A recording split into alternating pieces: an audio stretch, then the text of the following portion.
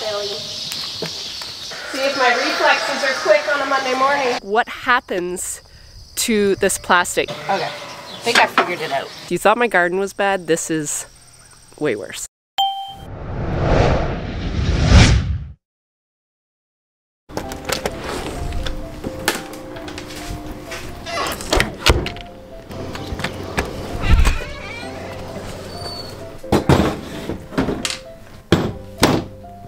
Good morning, it's Monday, and I feel like I have not been in this barn in a year, and it's been literally 2 days. So yes, back in the sheep barn. Today I'm taking out those rams because they've been breeding 2 different groups for 21 days. So the first half of the group, they probably could have been pulled like last week, but I just waited because the second half of that group were to be pulled out today. Basically now I will schedule Rebecca to scan these ewes 6 weeks from today, because today I'm going to take out all those rams.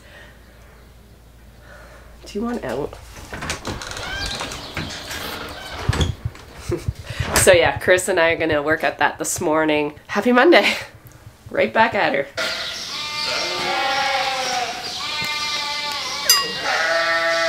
Hello, Billy.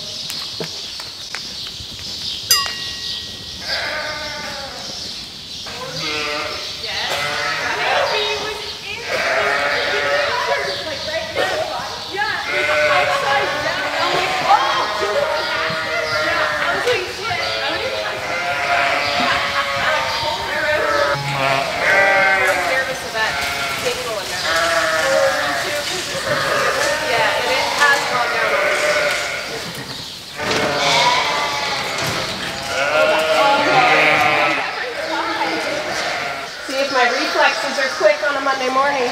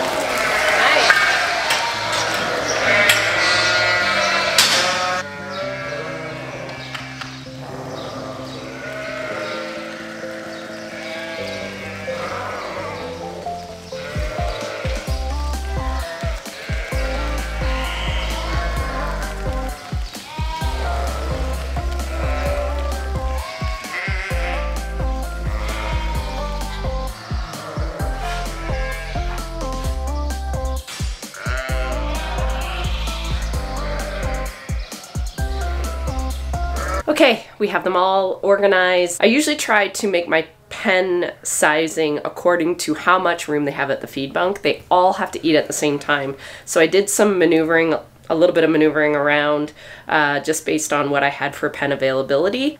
So yeah, I make a feed sheet for Carissa. I'm gonna go back a little bit.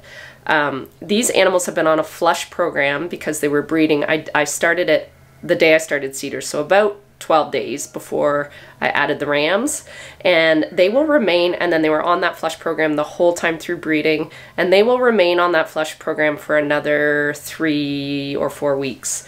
And that all that does is just helps with that placenta formation. So when you get big lambs and small lambs, what we figured out is it was because I was pulling them off flush too quick in that really critical stage when that placenta is developing. So since I've been doing that, the lamb sizes have been a lot more uniform, so I just have kept doing that. However, my ewes are quite... This corn silage, I've been feeding it fairly heavy this year because I was shy on haylage, and it is starting to catch up with me. I have some pretty pudgy ewes, so I just have to watch that. Now I do have an option when I put these girls back on a dry ration. I do have some time now. I can feed that third cut we just baled up. It was all in flour, so it's quite mature. The protein will be a lot lower. So I will be able to actually use that as a dry maintenance program for these ewes, and hopefully I'll just maintain their weight in that time. And then once they're closer to lambing again, then they'll be propped up again for their nutrient requirements.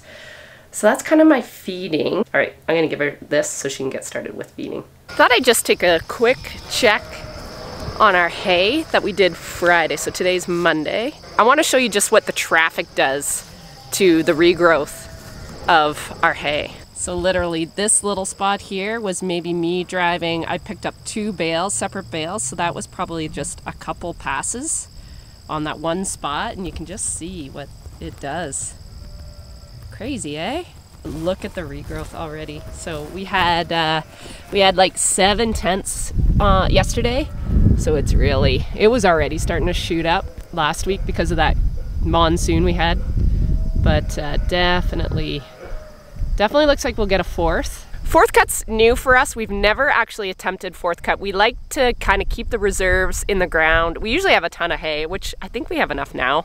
But I'd like 1 more bag of haylage because I hate running out of haylage. And what I already explained this morning was relying on corn silage. It's a nice feed to have on hand, but I don't like relying on it because they do get a bit heavy for me.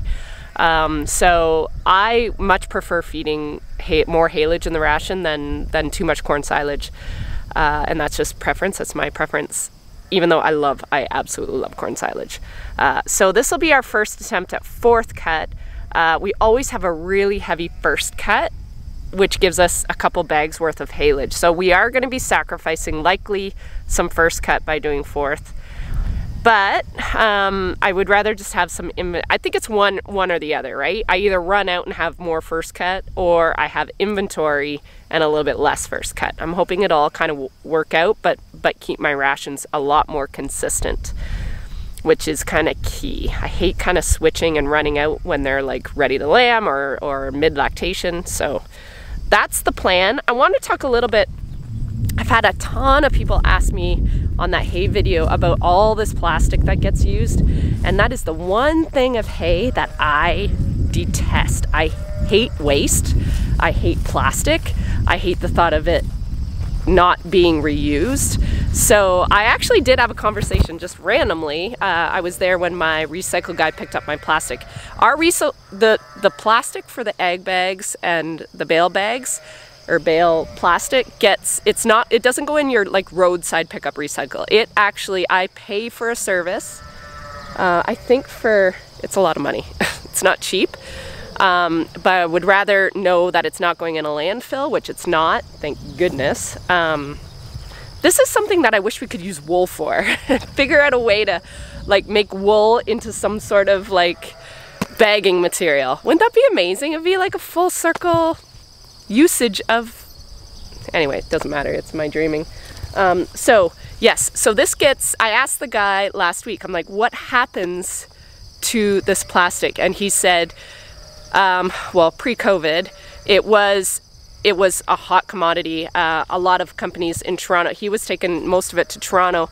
And I mean, he picks up stuff and delivers all over. He goes Toronto, he was going to the States pre-COVID to drop this stuff off, and it gets recycled for more plastic products. So he said for the most part, our stuff gets made into new plastic bags. So unfortunately it gets made into more plastic, but on the same breath, at least it's getting recycled. So I agree with you, I hate it. And then one girl had just said, why don't you just store it? Number one, we just don't have enough storage, which yes, we could probably build storage for how much money we've spent on wrapping. But the thing with hay is it has to be completely dry. If you store hay that's even a little bit wet, the quality will be decreased. It'll almost caramelize. You can get mold, and you can start a barn fire. My friend Joel, who baled our hay, they lost their whole entire brand new storage shed because one bale combusted. So I'm leery of storing hay. I would rather recycle plastic and make sure that I don't have to rebuild a barn because of fire and the devastation that comes along with that. So that is kind of why we do plastic. I thought I had better answer that before we get too far past hay and it doesn't ever come out. There is a job I've been putting off for a couple years, and it was my goal this summer to do it. I don't want to do it because it's been traumatic to look at for 2 years. Okay, are you ready for this? You thought my garden was bad? This is way worse. The garage.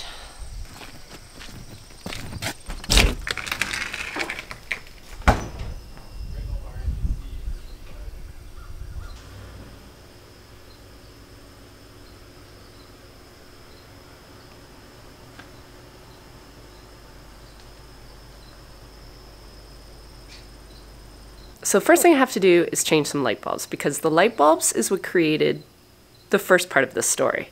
I came in here 2 years ago, I think. I did a huge purge of our office. I file folded any financials we had into years. So I had them all in banker boxes, all labeled, all in their accurate years. And because we have a full upstairs in this place, so I'll get light bulbs and show you guys up there. So we were going to store it upstairs. Well, none of the lights worked, so I couldn't see where I was going, and I didn't have my phone with me for the flashlight.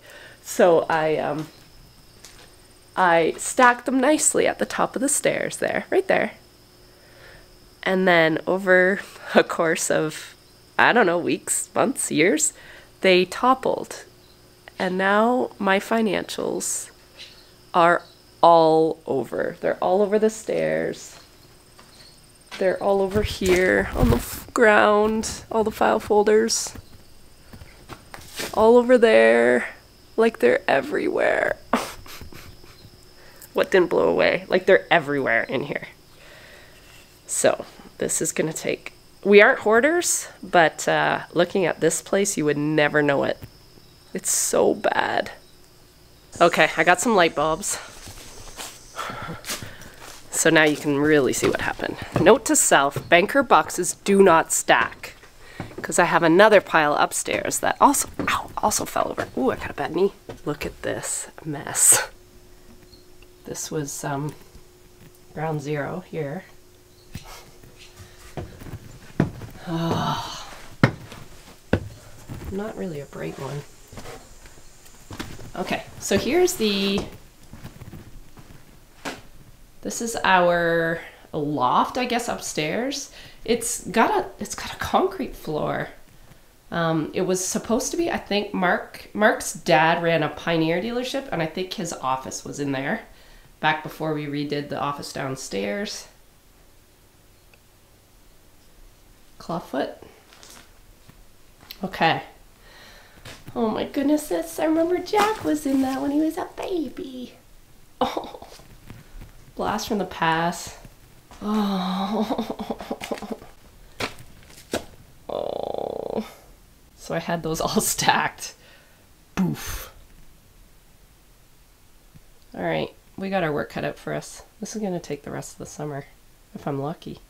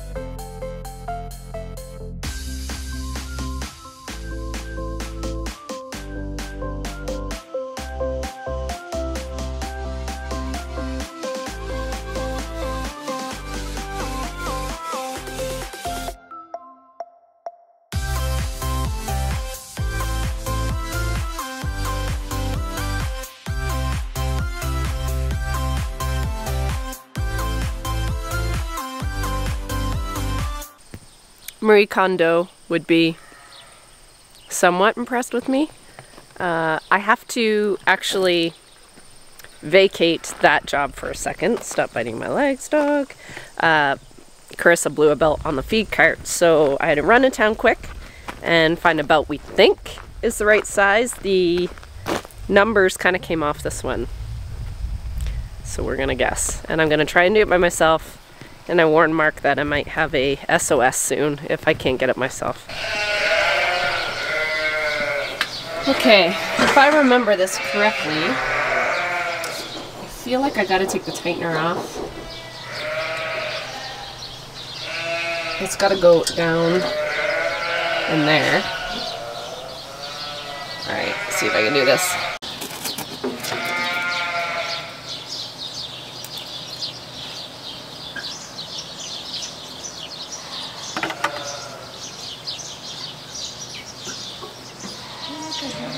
Okay, I think I figured it out. I think I have to take this off and the pulley right off so I can get in there, because right now I can't get the belt in there. I've done this before, and it's been so long that I cannot remember how I did it.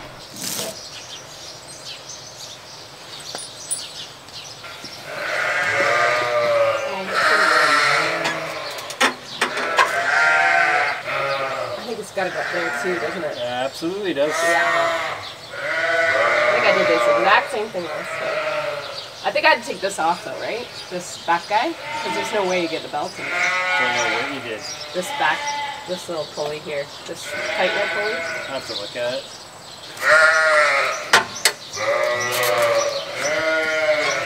Did you get this belt? No, that's been like that forever. Forever? Forever.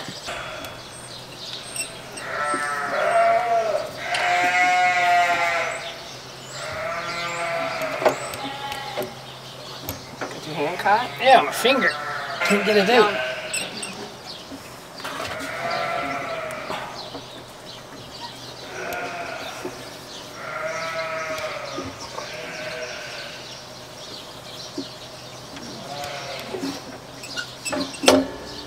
It's tight.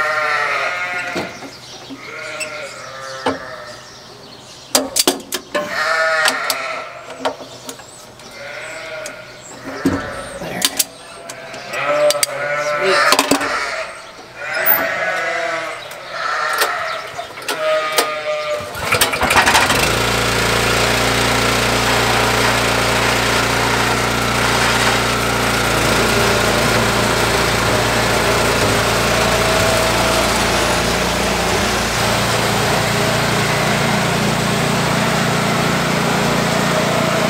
So now I gotta figure out how to clean out the rest of this stuff.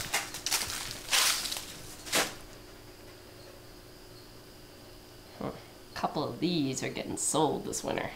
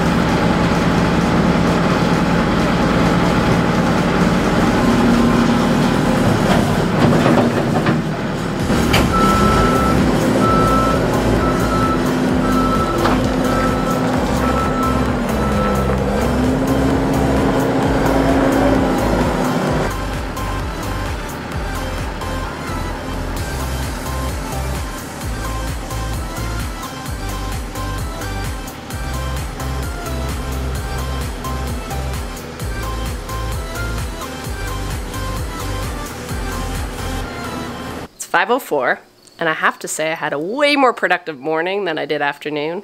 I just ran out of steam. So the upstairs has not been touched yet, but I did get this tiny little square footage clean. And the main thing I really wanted to get clean and organized was all that financials that were just floating all over this building. So I think I got them all gathered. It looked like it was only a box of 2016, so I just pray I don't have an audit anytime soon, or they're gonna have like leaves and stuff in the file folders. So anyway, that's put away. I'll just try to tackle this. We ordered a big dumpster to come in to really start getting through some of this stuff. This stuff is literally, like, we've inherited a lot of the stuff that gets accumulated here because we took over the home farm. So the attic, I mean, some of Mark's grandpa's stuff's up there. He used to work on the telephone company, so we have like old tools and I don't know, just stuff that's just accumulated. So we will go through our stuff and then I don't know what he's going to do with the rest of the family stuff. But yeah, that's the joys of living on the homestead property. You get kind of stuck with the cleanup eventually. So, yep, we're going to tackle this. It's going to probably take me a week.